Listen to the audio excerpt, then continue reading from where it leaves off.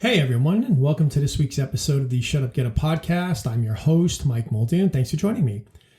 Today, we're going to talk about architecture, but I'm not talking about buildings. I'm not even talking about physical structures. I'm talking about the internal blueprint everyone has designed for themselves.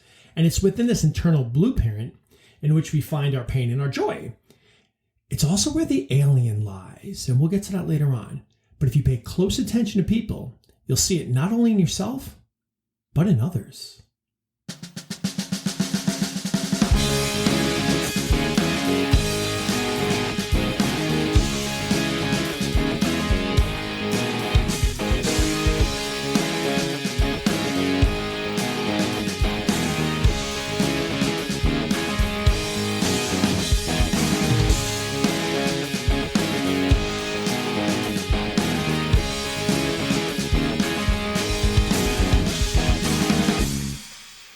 So you get up every day and you're frustrated and you don't know why, and nothing's even happened, but you're just unhappy.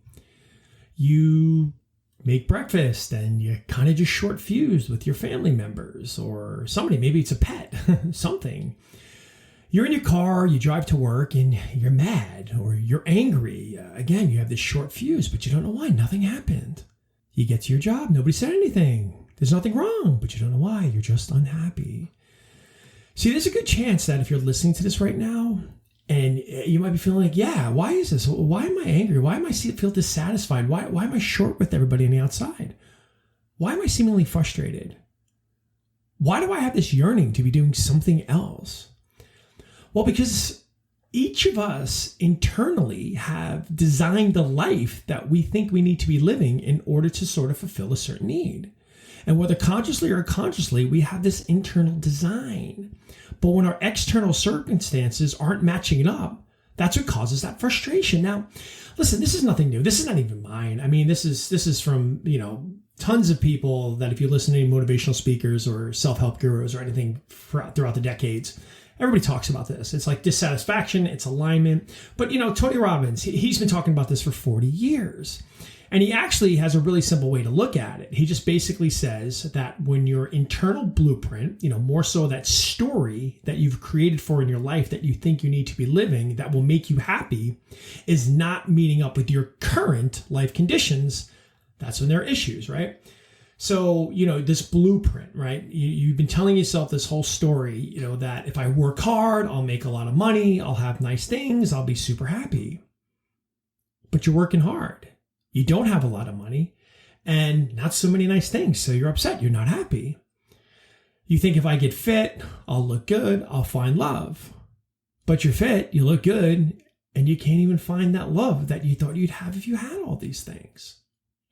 Now, it also works both ways. See, on the flip side, anything you feel great about, such as, maybe you feel wonderful about your family, it's full of love and you feel great about it. Well, that's because that story that you have about what it should feel like to have a family and the current situation that you're in your real world is reflecting that. Your story was to find a mate that was fun, playful, adventurous, have some kids, have a house full of love and laughter, and you have that story and blueprint aligned. I mean, that's my story. That's my story. Now, the thing about life is that you can be unhappy in certain areas, but you can be extremely happy in other areas. My wife is kind of reflective of the kind of mate that I wanted. And my household and my kids are kind of reflective of what I've always envisioned the family to be. So in that case, I'm really lucky. There's other things where I feel sort of, out of alignment. You see, because that's all we want. You can't see my hands here, and maybe I should one day flip this to YouTube, but for right now, but you can't see my hands, but they're pressed together and they're flat, right? They're against each other and they're uniformly pointing in one direction. Story in life situations are uniform. But when that story is one way and your current situation is another, that's when we're out of alignment. See, my hands are separated. They're creating a y-axis. So it's important to understand that depending on what area in your life you're looking at, you might be out of alignment. So, you work hard, but you don't have everything you want. You're unaligned. It's a y-axis. Family is joyous. I'm happy. You're perfectly aligned. So you ask, What do I do when I feel I'm out of alignment? Well, to be honest with you, you only have a few choices. I mean, they're pretty obvious choices, but again, if you're somebody who right now is unhappy, there are things going on in your life you don't feel great about. Well, how do you fix that? Well, again, I'll take this from Tony. It's pretty easy. You really have three choices, but realistically, you only have three choices. And, the first one is to blame everybody. Blame your boss, blame your relationship, blame your parents, blame your job, blame your dog, blame your car, blame your lack of this, your lack of that. Blame everybody. Blame that teacher. Blame. But if you listen to my podcast a few weeks ago on blaming and how it's not worth it, you'll realize it's just an unhealthy habit. It's just an unhealthy habit. That's not going to be the way to go. So then the other thing is, well, you got to change your situation. You're somebody who, you want your current life conditions and situations to be, one of wealth and money and the ability to, live a lavish lifestyle. Again, I'll never say that money makes you super happy, but I'm just using it because it's the easiest one for people to relate to. But if you're not having it, then maybe you got to requalify, get a new job. Maybe what you're doing right now isn't going to get you there. So maybe you got to change careers, change, whatever. Again, go back to school, study harder, do something, create, go out on your own, whatever it is. So all of a sudden, your life situation, what you're doing out in the world is now reflective and aligned, right, with that blueprint that you've designed for yourself. So I've got, I've always said if I had a lot of money, I'd be successful. Well, now you've got all this money and now you're successful. And lastly, the other thing is sometimes you just got to change the story you've been telling yourself. See, and this is important because I see this a lot with people. See, a lot of people are living in this story, right? That they tell themselves, I got to do this. I got to have this because if I do this, I'll get that. But ultimately, all they're trying to do is fulfill a need. And they think that if they would do all these things, it'll fulfill this other need, right?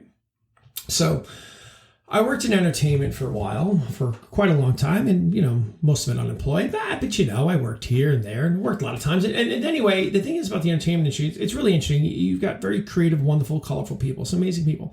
But you also got a lot of people who realistically, it's not so much that they want to be an actor, right? They're not trying to, it's not like they've got this passion where they've got to act. I've got to be on stage. I've got to be an actor. I've got to express myself. If I don't do it, I don't know, my heart will explode. I've got to be out there. I've got to be raw of emotions. I've got to be in front of everybody. I rarely meet those people. Most of the time when I meet people who are actors, or sometimes even want to be writers or directors or producers, a lot of times, it's not so much about the work, but it's about the end result. And it's what it might bring to them, right? So for some people, let's just say, acting can be rewarding financially. It could, stardom, fame, attention, significance, money, financially, independence. And a lot of times, if you dig down into a lot of time with people, you're not so much about, I've got to act here. It's about just, if I get this role, I'll make a lot of money and then I won't have to work and I'll be able to buy really cool things and I'm financially stable. So ultimately, the need isn't to be an actor. It's the story you're telling yourself is the only way you can get there is to be an actor. But realistically, there are other ways to find financial stability. Like I said, you might go out, get a different job, do something else, find that money and living the life that you want to live. But you don't have to use the same story that you keep telling yourself. The only way I'm going to get there is if I'm a successful actor. The only way I'm going to get there is if I'm a successful writer. The only way I'm going to get there is if I'm a successful producer. So again, sometimes you got to change the story. You might be someone who realistically, you like attention or you like to be significant with people. You want to be respected and appreciated. Well, that story might change from, being an actor to suddenly just moving into politics or something smaller, maybe being a school teacher, being up in front of people, being appreciated. So that's what it means about really sort of having to change the story of how you're going to get to where you need to be. I know, a little complicated there, right? So changing your story that I have to do this, this, and this, so that out here I'll have this, when realistically you can serve that same need by just doing something else. And I've seen this before with lots of people. I've seen people actually walk away from the business who thought they would never be able to do so and find something that fills that that void for them that they thought, being in the arts was going to do for them, and they're happy and they're successful, and they've just kind of gone out in the world and done something else. I can tell you, for me, like, one of my things about being in the arts is, as a writer, is I really wanted to move the masses in a way, like, write a great story that people sat in a theater and they were really enjoyed, and whether they laughed or cried or did something, but, really just driving an emotion. And that was really my driving point about, writing. And that's why I love writing so much. But I've also found that I can do that through podcasting and working with people. And I can really have an impact on people's emotions that way. I do a lot with emotional intelligence. So again, my stories had to change a little bit. For the only way I'm going to ever do this is be able to do it on stage, screen, TV, or wherever. But now I can do it through podcasting. I could do it one-on-one interactions. So again, my story's even changed a little bit, and is kind of, brought me in a little bit more alignment in, where I want to be in my life. So again, either you blame, useless, don't do it. 2, change your circumstances by, requalifying, doing something to get more alignment with what you're trying to achieve, or just change that story you keep telling yourself that you need to have in order to get something on the outside in your current situation. So that's it. Now, let's talk about the alien. You could see the alien. If you pay attention really close to some people, you'll see that alien. Now, when I say alien, I'm not talking about a little green person. I'm not talking about anybody being possessed. I'm not talking about anybody being probed. I'm just talking about when you see people who are truly disconnected. They're so out of alignment. There's such a gap in their alignment. I mean, you can kind of see the ugliness inside them, right? They're usually bitter. They're upset. They're grumpy all the time. They're miserable all the time. Their personal life seems to be in constant disarray. That's when you're seeing someone that's completely out of alignment. And if you look at these people and you see it, it's wild. It's almost like all this is going on inside them and they don't even recognize it. They don't even see it, right? They don't even see it. Because the thing is, nobody was born into this world to be grumpy, right? Like, if you pay attention to babies, like, they're always smiling. They're full of joy. They're full of laughter. They're interested in the world. They're smiling, right? And if you pay attention to them, they're really into it. But that grumpiness and that bitterness is something that sort of generates over time, right? It's, you growing up with all these ideas of what you're going to do and who you're going to be and what it's going to lead to. But eventually, your life situation or the way your current life is going is that it's completely out of whack. And when you feel this way, this is when that bitterness starts. This is when that frustration begins. I can speak from personal example. In my late 20s and my early 30s, I was kind of a miserable, angry person all the time. And a lot of that was kind of like my alien inside, this thing that was just sort of, controlling me, right? I wasn't controlling my thoughts. I wasn't paying attention to them really. Sometimes just spiraling out of control. I'm all over the place. I'm mad. I'm angry. I'm blaming other people for my lack of, because that's what the alien does when you just sort of let it take control of you, right? That alien just, it gets fed in this need to just justify why you're in the position you are, why you're not where you thought you were going to be or living the life you thought you were going to be, right?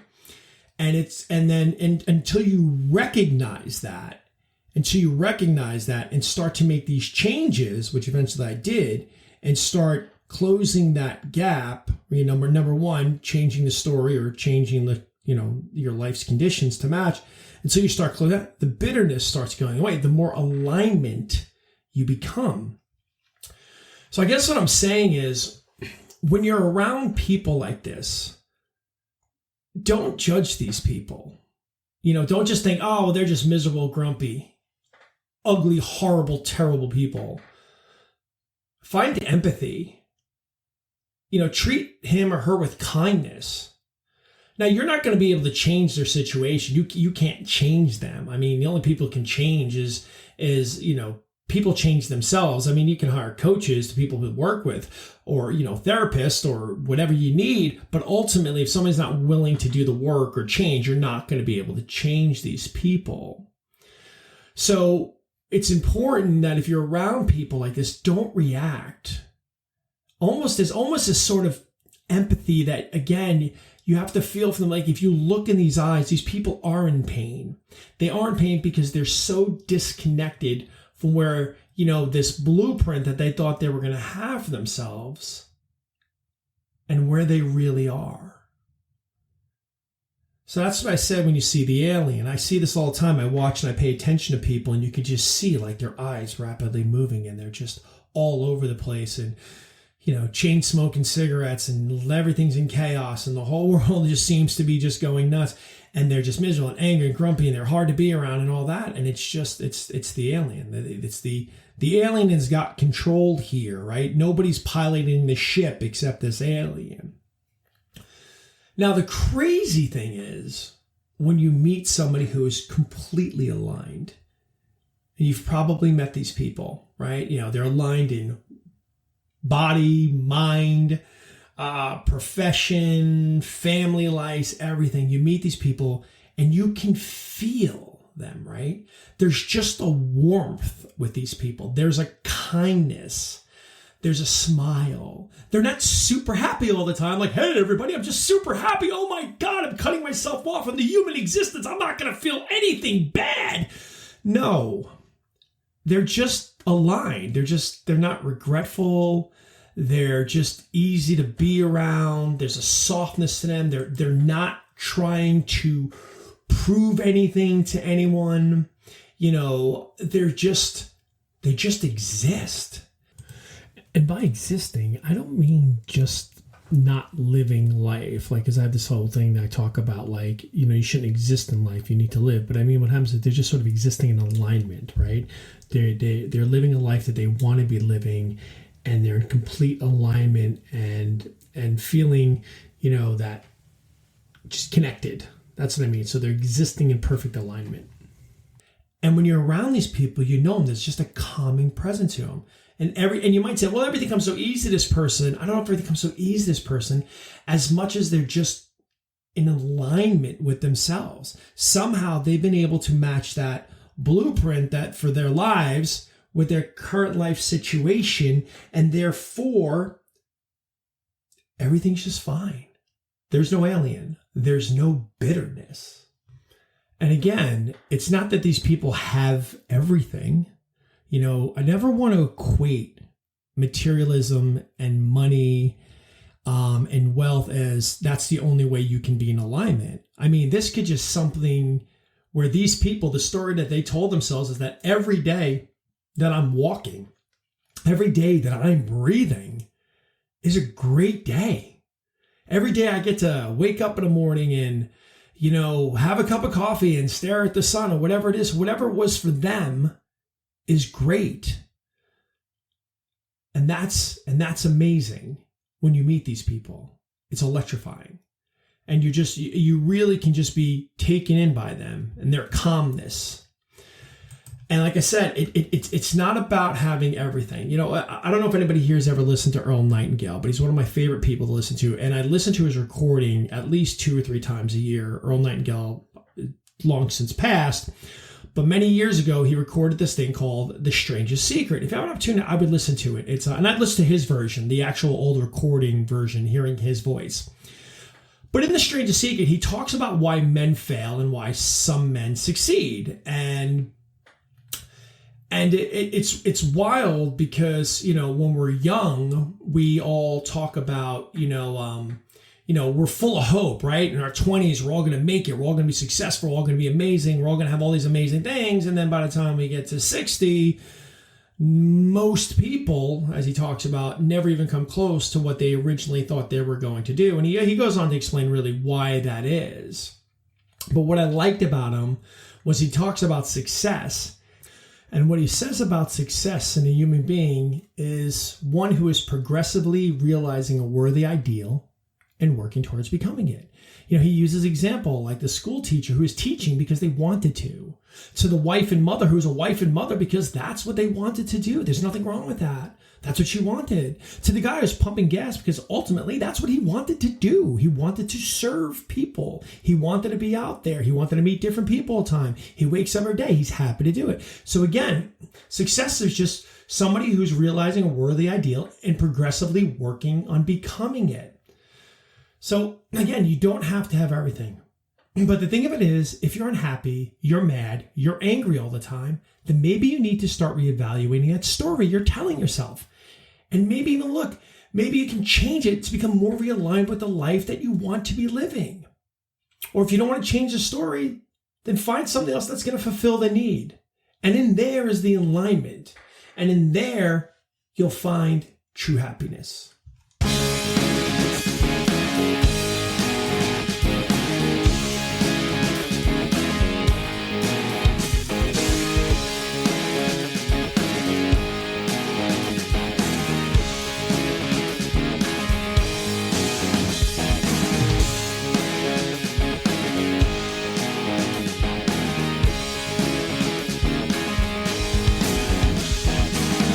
Shut up.